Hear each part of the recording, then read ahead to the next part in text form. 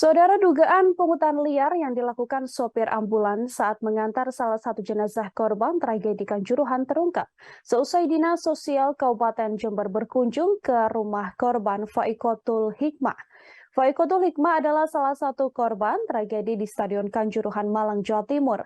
Seusai laga lanjutan Liga 1 antara Arema FC versus Persebaya Surabaya 1 Oktober lalu, kakak korban Nur Laila mengatakan keluarganya diminta membayar biaya pengantaran jenazah sang adik dari Malang ke Jember sebesar Rp2.500.000.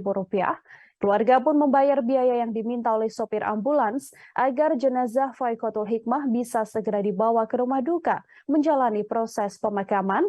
Muhammad Arif, sopir ambulans yang diduga melakukan pungli pada keluarga Faikotul Hikmah saat mengantar jenazah korban dari Rumah Sakit Wafa Husada Kabupaten Malang menuju Jember pun telah angkat bicara.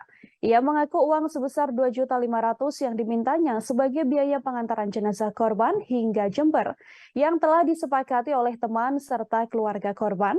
Menurutnya biaya yang dimintanya tersebut lebih murah dibandingkan tarif penyewaan ambulans dari rumah sakit untuk rute pengantaran yang sama 4 hari setelah mengantar jenazah korban, tepatnya pada Kamis 5 Oktober. Arif baru mendengar kabar bahwa keluarga Faikotul merasa keberatan dengan biaya yang harus mereka keluarkan. Ia pun mengaku berinisiatif mengembalikan uang sebesar Rp1.900.000 yang telah diterimanya kepada Dinas Kesehatan atau Kadinkes Kabupaten Malang. Wiyanto Wijoyo menyayangkan dugaan pungli yang dilakukan sopir ambulans saat mengantar korban tragedi Kanjuruhan. Pasalnya, Wiyanto mengatakan semua ambulans swasta yang disewa untuk mengantar jenazah korban tragedi Kanjuruhan bisa mengklaim biaya pengantarannya ke Dinkes Kabupaten Malang.